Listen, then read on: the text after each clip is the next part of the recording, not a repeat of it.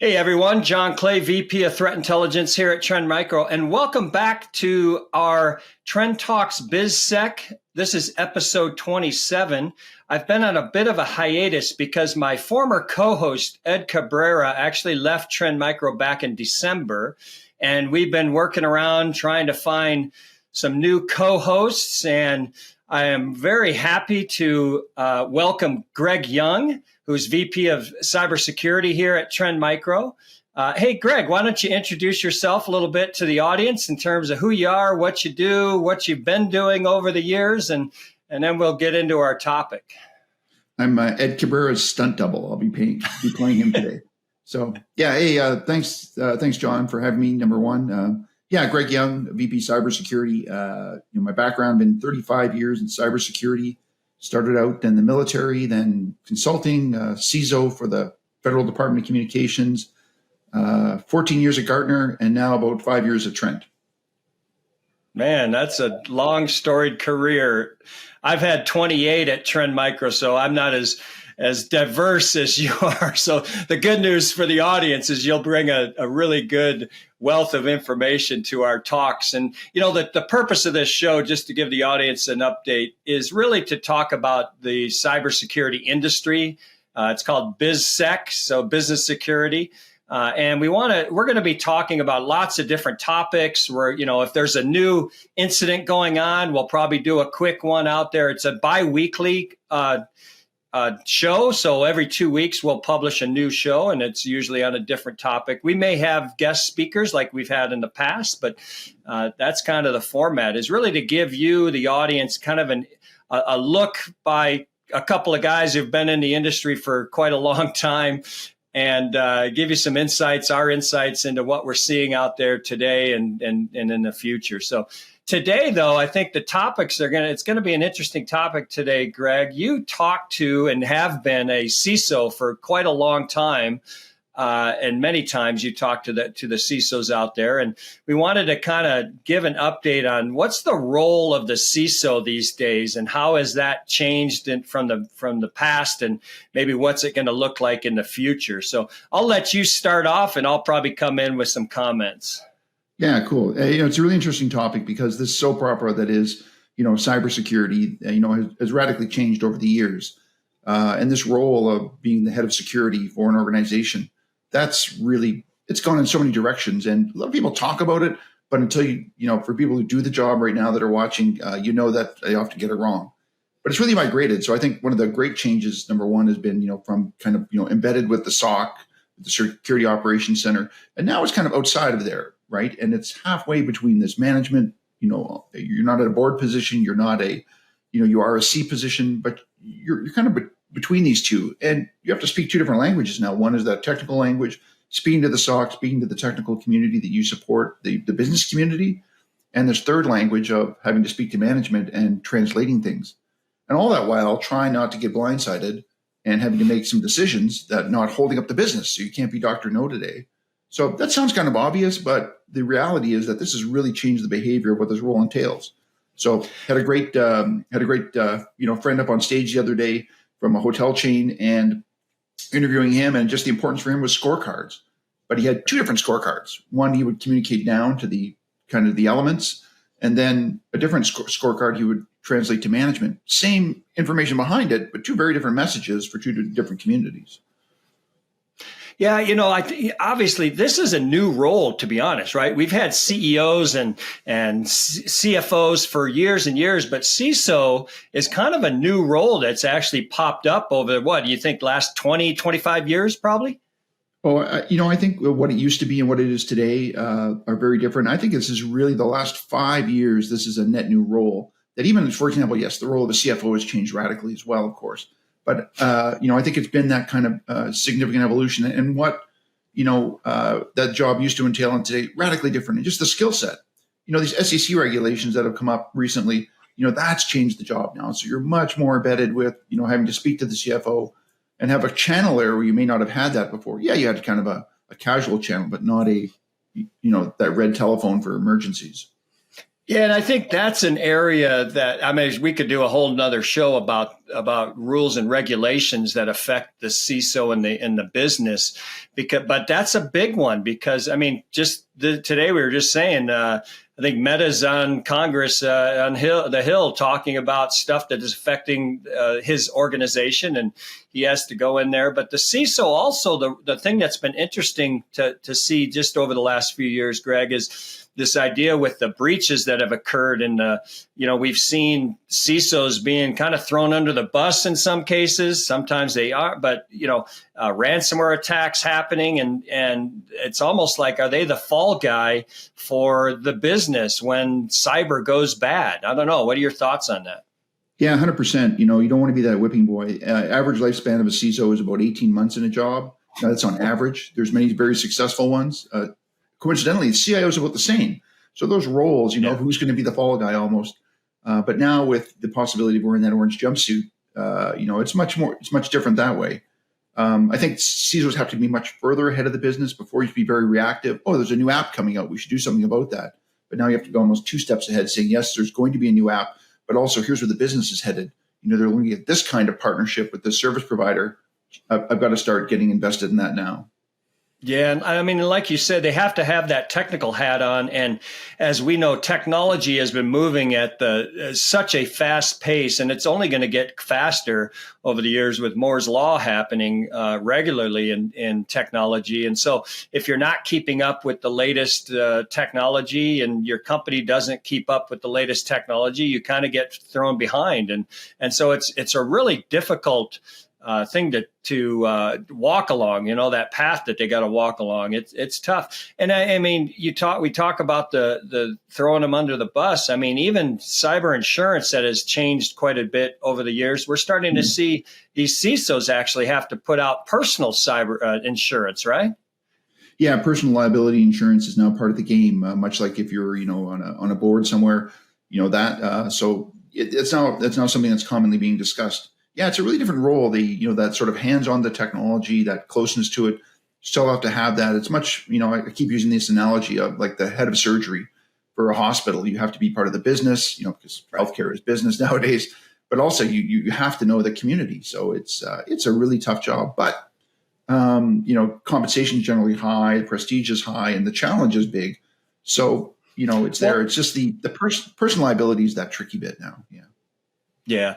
And I think, as you said, the 18-month kind of run rate of these folks, the good news there is I think a lot of boards now are starting to recognize that they need somebody with cyber background on it. So maybe these CISOs can start getting board roles and working through that because they're, you get to the end of your career, you want to do something different, right? Yeah. I have seen boards intentionally be ignorant. And by that, I mean saying that nobody has cybersecurity experience, so they can claim, we didn't have knowledge of this. So that's the bad side of the trend, of course, as there always will be. But hopefully there's a career evolution from, it used to be always, hey, you want to be the CIO after. And there's been some really successful, really great CISOs who've gone onto that role. But there's another path now, like you mentioned, going on to board or going to other parts of the business. Yeah, and I think one of the big things is the shift towards a risk-based approach that we're starting to see in the industry here. And I think, as a CISO has to now start to act like a CIO more because of that risk element that everybody is asking about, right? What is our risk? What's our appetite for risk as a business? Where are we at most risk? And so you mentioned the score books and that your friend used. I think that's critical. If you can get that kind of information and you track that information, that will help a CISO go a long way from, like you said, communicating down, but also communicating up. Yeah, interesting you mentioned visibility. That's probably the key thing. Like for a CFO, you want, of course, know where the money is, know where the liabilities are, what your risks are. But for a CISO, it's really now that visibility, being able to see the stuff that's going to bite you. And that's when we talk about attack surface and we talk about visibility, that's the coin of the realm right now, more than sort of, just the focus only on the bad guys. Yeah. So just real quick, what do you think the future is going to look like for these CISOs? Yeah. Well, some will, be making ramen in the sink in their cells. Kidding aside, I think it's going to continue to evolve, probably upwards more. I think that it does get escalated a bit more responsibility, more often, sitting beside the CIO at the table for, management meetings at that C-level rather than a direct report. That's already happening in some places, but yeah, being taken more seriously. But I think also, it's the requirements for that job and the experience level. How are we going to find those people? That's the challenge too. Everybody wants a really great one, but it takes time to make them. So it's going to be challenging. I think inexperienced CISOs are going to be risky for organizations to take on. Yeah. Do you think you're going to start seeing a CISO role move down in terms of the business sizes? So obviously, like a small business wouldn't have a dedicated CISO. Maybe you'll start seeing medium-sized businesses having actual CISO role because of the importance of it. Do you think that'll happen? Yeah, I think we've already seen that with the sort of the upper mid-sized businesses having a dedicated one where they wouldn't before. It'd be a shared role with CIO. I think that, it's not going to be a overwhelming trend, but that's just going to be more common from a headcount perspective. Yeah, definitely. Yeah. Well, the other topic I wanted to talk a little bit about here is obviously as a CISO, we're at the beginning of the year. There's probably some things that CISOs should think about doing now so that they can prepare their organization, for the next 3 months, 6 months, 12 months, 18 months. Let's talk a little bit about some of those things. I've noticed, like, for example, incident response is huge now, right? You have to have an incident response plan. And if you don't, you obviously have to create one. So, that incident response is something that I think a CISO needs to start really honing in on what they're going to do, because the likelihood that they will get breached is probably pretty high these days. Any thoughts around where we are with the incident response? Yeah, I think it has to be as seamless as backup power. That, when something happens, it just kicks into action and happens. But you can't just be distant from it, because the contents of that now, you have to be concerned with every IR effort that's going on, because that could then trigger something that you have to tell management about or brief them. So even if you're not subject to, for example, for SEC regulations, your management's going to want to know when something bad is going to happen that could get them in the press. So I think that you're going to be involved in IR operations much earlier and much more commonly than you expected. Yeah, and the thing about an incident response is it really brings a whole lot of different groups inside the organization in play. So like you say, a CISO, they got to work with the PR group. They got to work with the legal group. They got to work with all these different groups that will come into play when you have an incident response. Are you going to have a negotiator with the bad actors internally? Or are you going to hire that out? There's lots of different things you can think about there. Exactly right. There has to be all those playbooks that are already in place, and it can't be something new that you're doing every time. So, right. And hopefully the IR groups are going to be using the tools that you already have. Like, there's a time and a place to bring in new tools, but if you can get to that state where the IR will be using the tools you already have, and those are good enough for an IR op, it always really makes me scratch my head. Why would you bring in good tools after kind of the bad things happen? Yeah. So, do that gathering beforehand. Yeah. Sometimes you'll have a blind spot. You need something unique, but why not just do it right the first time? Yeah. I think another area that I think a lot of businesses need to think about this year, and maybe now is probably a good time, is really looking at your cybersecurity stack. We've seen in the past, surveys and stuff about organizations, large organizations having 30, 40 different security tools inside. Maybe it's a good time to really look at that, because, the challenge, I talk about something called a breach fix, right? Versus, break fix. Break fix, it breaks, you fix it. Breach fix is you get breach, you fix it. You get breach, you fix it. And the fix, it traditionally has been, I'm going to throw out my cybersecurity vendor because they may not have done something proper, or I'm going to throw on more layers and new products and all that. And that just adds up to a lot of confusion, a lot of lack of visibility. And I think the new shift that I think we're starting to see, and I think more businesses need to look at that, is really, I look at, do I have overlaps? Do I have gaps? What am I actually doing, and what am I actually purchasing for my cybersecurity? And then secondly, and more importantly, do these things work together? Do they give me the visibility of the actual attack that's happening today versus I only see the parts of the attack at different areas because these products are running in a silo and they're not feeding that information to a central repository or something. So, I mean, what are your thoughts around this whole shift, kind of the shift in where the industry is going as well? Yeah, like that old saying of we were promised jetpacks, instead we were promised APIs where this was going to work together. So yeah, I know convergence is number one. Like for that coverage, stuff has to work together because you can't use people as that meat API anymore to kind of translate stuff or, be masters of the alt tabbing. And shelfware, security shelfware, get rid of it. It's a drain on your budget, but it also just a drain on your people because somebody's going to want to keep that certification up or have to. It's just training, time, resources. Shelfware is just awful. And what you had 3 years ago is going to change.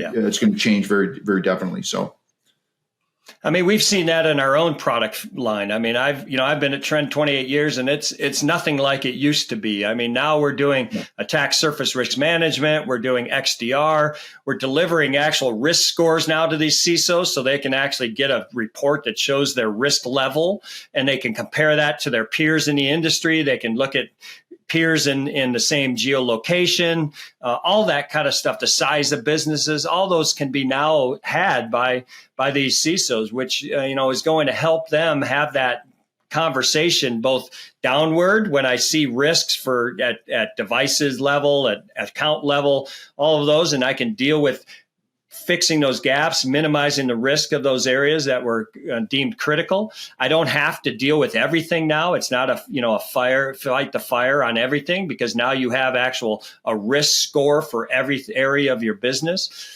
And then I can go up to the board or to the executive level and I talk about, hey, our risk was this, and now it's at this level. We're changing some things. I need to invest in this area because I found out we don't have, we have too much risk in this area. So I think the tools are definitely changing. And one area is AI. I mean, everybody talks about AI, Greg, but the reality is AI is getting to the point where it actually is allowing us to do these things now in product that we didn't have that capability, even 5-6 years ago. Yeah, absolutely. That AI is assistive technology for the SOC or for visibility or for just, shortening the T, that time to, time to remediation or time to detection, just shortening that.